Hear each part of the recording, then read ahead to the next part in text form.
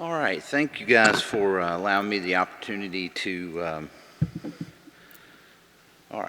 appreciate the opportunity to speak and share a little bit of information. Unlike our previous speaker, this is not going to be clinical in nature, it's more business and operational in nature. My CME disclosures work for Curie. My role is a partner at Curie Advisory, and I have no other disclosures. So some common points I want to touch on here are how to leverage data within your practice to help optimize and grow. And to do that, you have to recognize what some of the barriers are, and then some examples for optimizing and growing. So what are some of the common barriers to leveraging data within a physician practice? First and foremost, transparency. Data and information cannot be used to the practice's benefit if it's not shared. If people don't see it, they can't react to it, they can't make data-driven decisions if there's not transparency. And that transparency, you see it between shareholder physicians and non-shareholder physicians, and then you typically see it between all the physicians and management. And certainly not advocating that everything needs to be shared. Obviously, there's certain elements as an owner of the business that need to stay with the shareholders. But from a practice standpoint, the more you can share, the better. Creating a culture of data-driven decision making. Historically, it was an emotional or hierarchical decision making process. We've all been in boardrooms or conference rooms, and the physicians that yell the loudest and the longest historically would get their way. So that's not a good way to run a business, and it slows the decision-making process down tremendously. So creating that culture of data-driven decision-making is key. How do you do that? Well, data usability and accessibility. Physicians get inundated with data. Physicians have data coming at them from 10 different directions. And so one of the things that we used to do or like to do with our clients and in previous practice is put a so what test on it. Don't put anything in front of a doc if you can't answer the so what question. It needs to be actionable. It needs to either be validating something that the physician has asked for, or clearly showing an opportunity to improve something or grow something. One of the other issues with accessibility of data, physicians are busy. They're seeing patients during the day, and oftentimes it's nights and weekends when the physicians have the time to catch up on more business or operational things, and so that's when they start asking questions or wanting information. So what is the normal process? The doc will email someone in management a question, hey, run me this report or tell me how many X, Y, and Z my practice did or the group did in the last month. They wait a couple hours. If they don't get a response, they'll email somebody else. And then Sunday afternoon, if they haven't heard back, now they've emailed a third person. And then Monday morning, you've got 3 people running down the same request. And because it was worded slightly differently, or because the receiver in management heard it differently or made their own decisions on assumptions of how to pull the data, what happens? The docs get back 3 different answers to the same question, which drives physicians crazy. It makes them question the validity of the data, and it creates a lot of churn. So making that data accessible to the docs so that they can get to it themselves cuts down on their frustration and having to wait and get multiple answers back. So how do you do that? Well, you've got to create a single version of the truth organizationally, because again, you can filter data, you can run it, date-driven, posting date versus data service, 100 different ways to run data, and if you don't create a single version of the truth for your organization, this is how we're going to count these, this is how we're going to measure various key performance indicators, you just get a lot of chaos, and you don't get everybody on the same page, and everybody's jockeying, trying to manipulate data to support whatever position that they're taking on a given request or issue. Key performance indicator validation and education with the docs.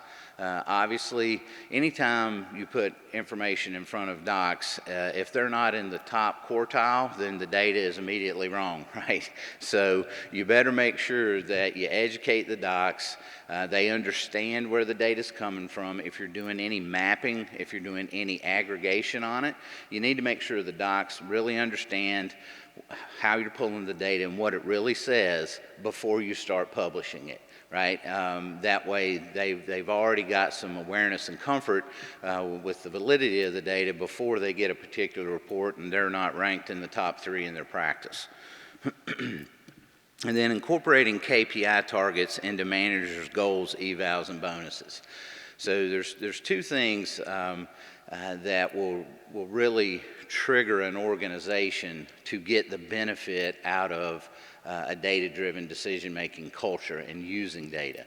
One is when you start making decisions that impact the physicians, whether it's in a comp model or if it's a compliance, hey, they're not getting certain things done within a time frame that is needed, et cetera, that gets the physician's attention.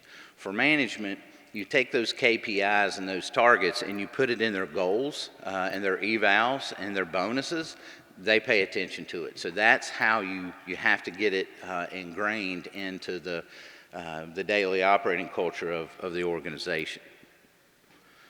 All right, so moving on to optimizing. That's now that we've talked about some of the challenges.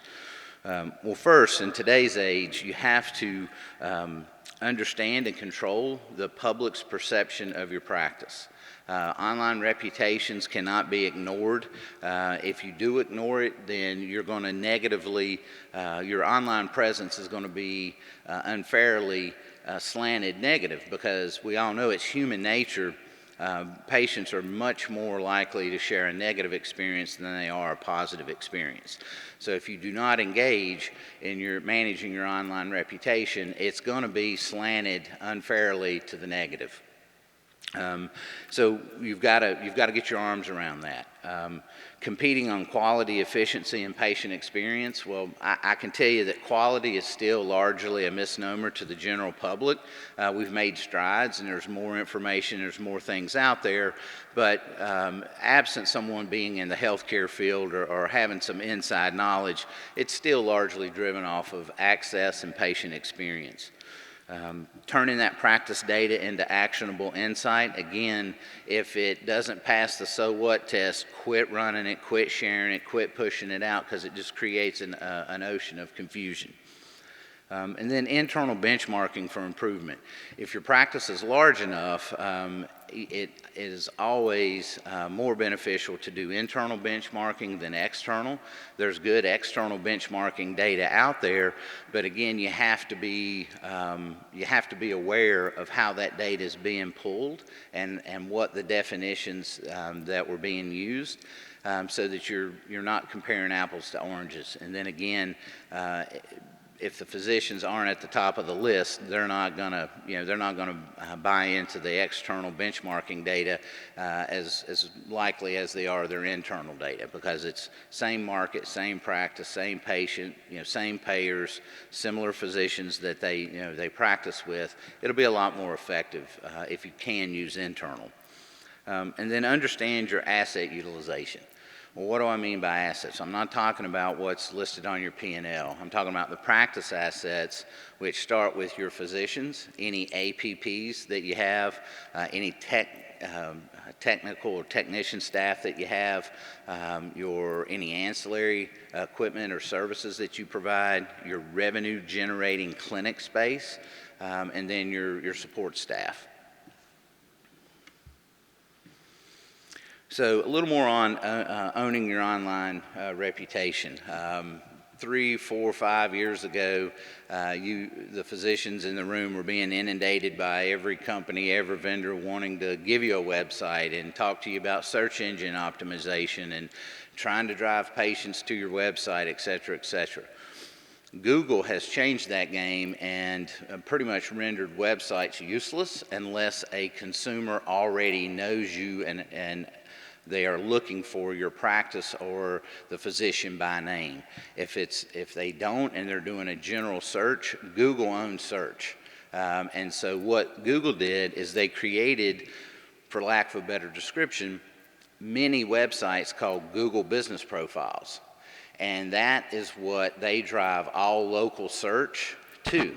So if you don't have your Google Business Profile set up, consumers who aren't looking for you by name aren't going to find you. And so they do that, again, just to leverage their dominance in the search.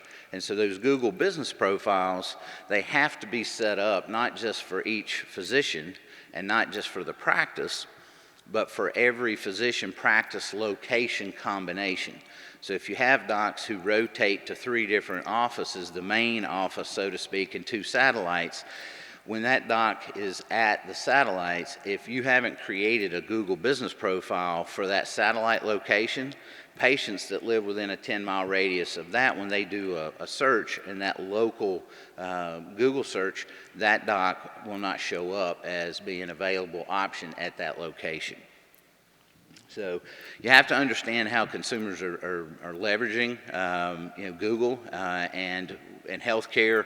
We like to think we're immune to the consumerism and those kinds of things. We're not. Healthcare is the 3rd highest rated industry that are impacted by negative reviews. And it's up to 85% of patients indicate that a negative online review, they treat that with the same relevance as they would a referral from a friend or a neighbor. So how do you balance that negative view that are out there for patients that are upset? Well, you certainly don't argue with them. You don't respond. You acknowledge, but you don't. You respond, but not acknowledge. But you have to get those positive reviews to balance that field. And so you have to make it easy, simple, quick, and easy for happy patients to give you that feedback. And I know physiatry is a tough field. Pain management is a tough field because of patients hurt, they're in pain, and a lot of times you can't make that pain go away. But you have to try to balance that out by soliciting patient feedback. So you want that feedback to balance that out. The next is creating a recovery process. The worst thing you can do is ask patients for feedback and then ignore it, right? So if you're getting a lot of feedback that the phones at this one office are terrible, they can never get in, or the check-in staff at this location is rude, or whatever the feedback is, if you don't have a mechanism to categorize that negative feedback and follow up on it, that's just going to make the problem worse and compound itself. So you've got to have those measures in place. One of the other items that we help clients look for are what we call trigger words. Obviously, Curia is an MPL carrier. I work for a separate business division, but we know the terms and the phrases that litigious patients have used in the past, and so we monitor for those to help alert our clients that, hey, this patient's really upset. We're not saying they're going to sue you, but we're saying they're using language that litigious patients in the past have used. And so you really want to prioritize the service recovery from a timing standpoint and a level of follow-up standpoint. All right, so making the most of your demand. How do you do that? Well, you start with your providers, the physicians, and any APPs that you have, and you make sure that they're as busy as they want to be, right? Are they seeing as many patients? Are their templates full? How are they doing? And you have to do that on an individual doc basis because every physician is a little different. They may be in a different point of their career, ramping up. They may have some unique specialty or subspecialty or certain types of patients that they focus on. So you really have to understand what the physician's goals are. And then you monitor, how that utilization is going. Are you meeting, are you helping that doc meet their goals by monitoring what's going on a daily, weekly, monthly basis? The other, of course, your APPs. Again, you want all your providers practicing at their highest and best use at the top of their license, and so you want to be mindful of that. The clinic space. This is one that has probably been one of the biggest ahas when we started tracking this with our clients. Is the difference between the space that is reserved and what is actually used. So whether you call them pods, halls, modules, it is a collection of exam rooms and a nursing station that a provider reserves to see their patients, Monday through Friday, AM, PM kind of thing. What we're used to seeing, unless there's been some recent real estate activity, a lot of procedural-based practices, they'll have their hall space reserved at about an 85% capacity, right? They like to leave a little wiggle room there so docs can sign in and out and move stuff around if they need to. If you get much above 85%, the docs aren't going to have any elbow room.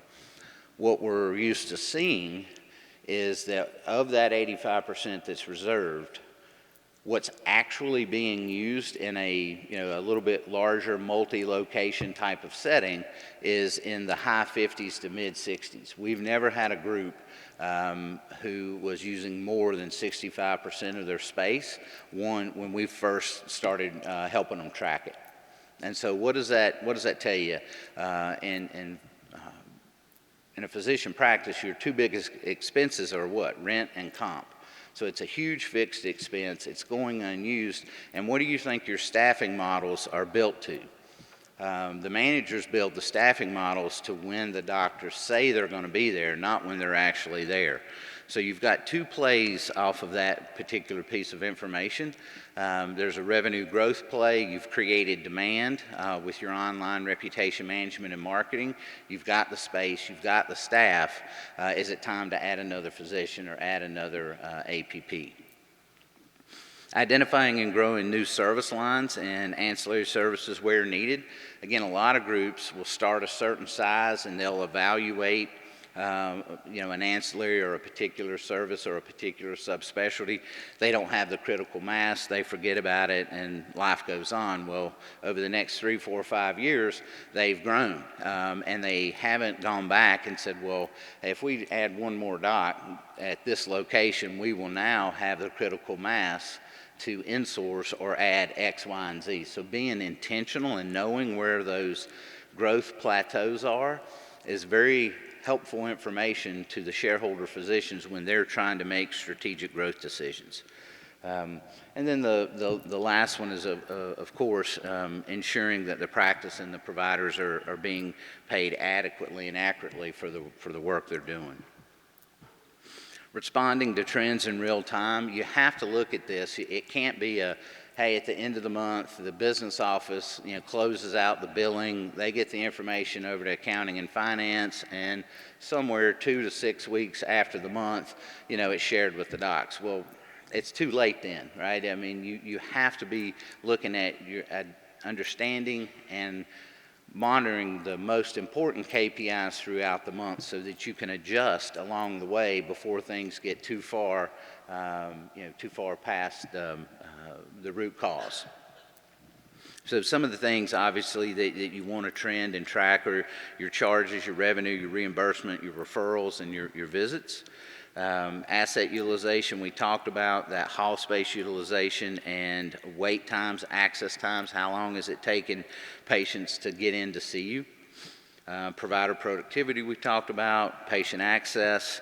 One of the things that a little bit of an aha, a lot of the practice management billing EMR systems, if you beat on them hard enough, they'll give you a no-show report of how many patients no-showed. What none of them do is show you the same-day cancel or near-term cancels. And in our experience from a business standpoint, that's a silent killer because it typically, in a procedural-based practice, it's typically double whatever your no-show is. So if you think your no-show rate is 8%, if you quantify your near-term cancels, it's probably more like 15 or 16%. And so that's akin to the, in the airline industry, that plane taking off with empty seats. And it also creates a barrier in the physician's minds when you want to talk to them about growth. If they have a couple of slots in the morning, 2 to 3 slots in the morning, 2 to 3 in the afternoon that are empty because of same-day cancel and no-show, and then they come to the board meeting and you say, hey, I've got a great idea. I think we should add another APP or another doc. What's their reaction going to be? Oh, wait a minute. My practice isn't full. I've got empty slots. I don't want to add anybody because I don't want it to have a dilutive impact on my practice. So understanding those and tracking it and making sure the physicians understand the dynamics going on there are very important to creating that data-driven decision-making culture. Capacity, again, we talked about not just how it's been used, but forecasting, looking out into your schedule so that you can make staffing adjustments. You can do away with PRN. You can do away with overtime. Obviously, there's a geographic element there that if your 2 clinics are an hour apart, it may not be reasonable to expect some of the staff to go to the other location, but most of the time, you would have at least 1 or 2 sister sites that you could share staff with if you're of that size. And then again, the rev cycle and payer trends. One of the other things that we try to help groups with is understanding ROI. And sure, physicians are used to seeing pro formas and ROI analysis if they're contemplating, buying, a piece of capital equipment, investing in a new location. And so they're already used to thinking that. So if you can put some of these KPIs into that same mindset to say, hey, docs, if we focus on improving this KPI, it's going to yield by 10, 20, 30, 40%, it will yield X amount of revenue. So which ones of these KPIs do you want us to focus on? So it helps them understand what the benefit of various KPIs are whenever you're trying to get their approval or buy-in to help make adjustments in the practice. So that's kind of optimizing things, same store. So now we're talking about, or within the same store growth, those same-day cancels and no-shows, confirm the existing providers are at their desired capacity, match the demand resources. So, again, adding new providers into the existing space to see that new demand. And then identify and assess your referral network. Meet with your key referral partners, whether you're a primary care or a specialty based. Again, knowing what that next growth plateau is for existing ancillaries. Understanding what the docs are thinking about or contemplating. There's oftentimes a big disconnect between the physicians and management about things that come out at conferences like this. There might be a new procedure, a new technique, something new that the physician wants to do. The sooner management can become aware of that and help the doc figure out what it would take, it will go a lot faster to helping the doc get it implemented within their practice. And then again, just that critical mass. So that same store, geographic expansion, understand where your patients live and where your referrals are coming from. Well, everybody can run a zip code analysis on your existing patients, right? What you a lot of times don't see is how many other consumers in that same zip code went to your competition. Right, that's really the more important piece of information, because just shifting existing patients, you're kind of moving around or cannibalizing your existing patient base. So if you're trying to make strategic growth decisions, it's really important to know what else is out there. So looking at consumer profiling data based on consumer search or purchasing habits are indicators that a patient could be in need of your service. And then getting data, benchmarking data about how much of that is going on in your market compared to what percent of that your practice is providing. Identify competition in potential new markets. If you're looking to grow your footprint, you need to understand who's already over there in that town, one town over. Are they, what do you know about them? Are they a good merger candidate, right? What does their online reputation look like? What does their patient experience look like? Clinically, do you share patients with them clinically? So understanding kind of what the competition looks like. They may not be somebody that you want to affiliate with or potentially merge with for a variety of reasons. But knowing that kind of going in when you're making your growth decisions is important.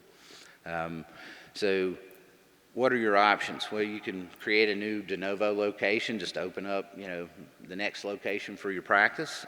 There's market alignment. There's ways to work with other groups, short of having to merge, right, and go through the pain and agony expense of merging two groups together. This is especially important with narrow networks, with value-based contracts, and some of the other things going on in the payer arena. Having some potential collaborators for market alignment is very important. And then, if it makes sense, of course, you could always consider merging them in, strengthen numbers, and get grow your share and your importance in the market. This is an example of leveraging some external data. What you're seeing here is this is one of our clients in Knoxville, Tennessee.